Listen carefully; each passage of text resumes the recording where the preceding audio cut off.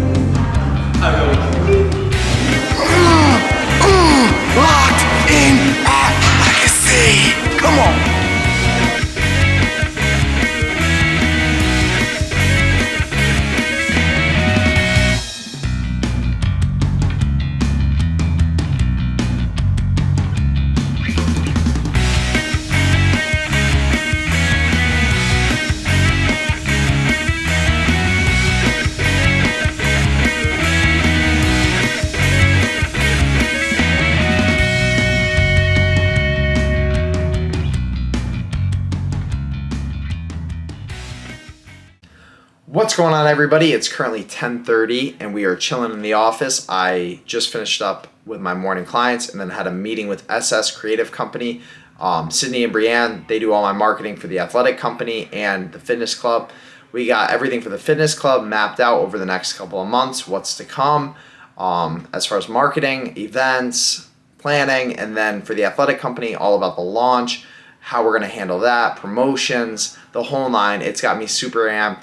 I'm beyond pumped, and I can't wait. So that's in the books. I'm about to hit some cardio. I got my morning workout in this morning. Full upper body day was a huge success. Had a lot of fun. Energy is always different on Fridays, so feeling really good. And let's get after it the rest of the day. We are hanging out in the office, and today's topic is going to be performance supplements. And this is like a passion of mine. I love studying these in school. All 5 years that I was in college, I was obsessed with like supplementation as far as performance supplements, reading studies, researching. So most supplements have a blend of ingredients, and I studied all of these ingredients on an ingredient-based level for their efficacy, which means how well they actually work, their proposed benefits, all of that. And this was something I was like always fascinated by. And yeah, so I have a lot of knowledge on this, and I'm going to try to simplify it, and I made a little chart in order to do that. So the first thing I want to say is that before we even talk about performance supplements, like this is one of the first questions. Like people hop into the gym and they're like, yo, what supplement should I be taking? Thinking that this is like the ends to a mean. Like performance supplements are like your 1% margin. Like once your diet is in check, once your health and wellness supplements are in check, that's like 99% of the game. The other 1% of the game, your training's in check. 1% of the game is like performance supplements. This is like the icing on the cake. So these are not essential by any means, but they can aid for that minor slight advantage. And I'm gonna go over some of the top ones here and the ones that I get most frequently asked about. The first one's gonna be protein powder. So protein powder, I don't really have any good ones on hand. Honestly, this one was given to me for free by Women's Best. So this is like a whey protein powder. Obviously, this has been here for like 3 months. I barely use it. And that leads me to my main point, which is if most people, like most generally healthy people are getting enough protein in through their diet that they don't need protein powder. I do recommend it as a way of curbing sweet tooth hankerings, because a lot of the protein powders are like a chocolatey or salted caramel peanut butter flavoring, so you can get creative with your recipes as a way of like jazzing it up to add extra protein. So I recommend it for that. I also recommend it for people that aren't getting enough protein in through their diet, and this could be vegan, vegetarian people. And so yeah, if you're not getting enough protein, if you're tracking and finding that you're not getting enough protein, this is a great way to add them in. Some of my favorites are Ghost protein powder because of the flavor. It's just immaculate, so it's great. I use it for curbing sweet tooths. And then I really like Optimum Nutrition. That's probably your best value. MTS makes a great way. Redcon 1 makes a really good protein. Some vegan protein powders I really like are Ghost Vegan. And then the MRE plant-based one by Redcon. Both really good flavorings. The vegan ones have a little bit thicker of a consistency, so they taste a little bit like more wholesome. So I actually do like to incorporate those quite frequently. Overall, I'm going to give protein powder like an 8 out of 10 rating. If you're not getting enough protein in, it's definitely a great tool to get more in. However, it's not essential. Next on my list is creatine. So creatine is something that I recommend for anyone who's strength training. It's highly studied, and there's so much evidence to support its benefits. One of the biggest things that could go wrong with it though is stomach discomfort. So it does upset some people's stomachs, but other than that, creatine is actually a safe supplement. It gets a bad reputation, but this thing right here, 5 grams of this, this right here I think is like, let's see how many servings, 200 servings. So this will last me 200 days, and it probably cost me $30. It's really cheap, it's really effective. Add it to your pre-workout, add it to your protein. Great for increasing power, strength, muscle hypertrophy. So anyone in the gym, I highly recommend taking it. You will see a little bit of water weight gain. That's okay. It's intracellularly in the muscle cells, and that's not fat gain. It's completely fine, and this is going to help you to get stronger, which over time leads to more muscle mass, which over time leads to a higher resting metabolic rate. As you can see, lots of great benefits. Cheap, safe, absolutely recommend. This is a 10 out of 10. Doesn't taste very great, so like I said, mix it in with your pre-workout protein powder, orange juice, some type of flavored water, or just put it in water and suck it down. Whatever is going to be best for you. Next on my list is pre-workout. I don't think pre-workout is essential. A lot of people take it, however. There's a lot of good ingredients in pre-workout. So some of them are beta-alanine, citrulline, D-aspartic acid, arginine, focus formula blends. So there's a lot of good things going on in these pre-workouts.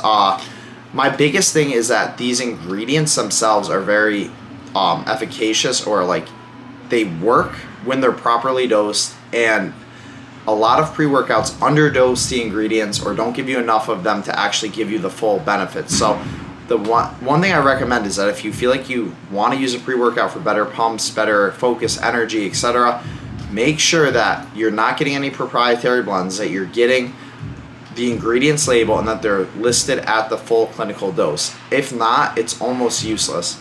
And if you're looking for that kick in the butt, then just go get a Red Bull.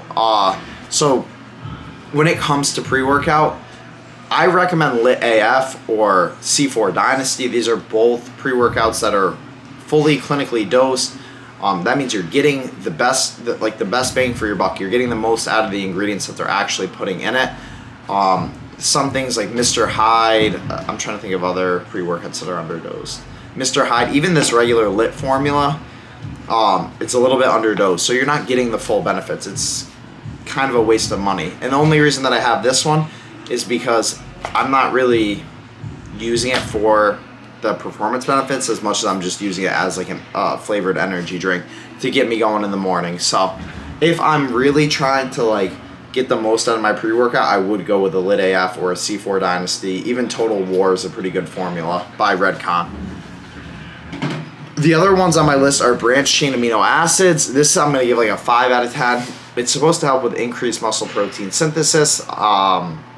Many of the studies on it are like completely inconclusive.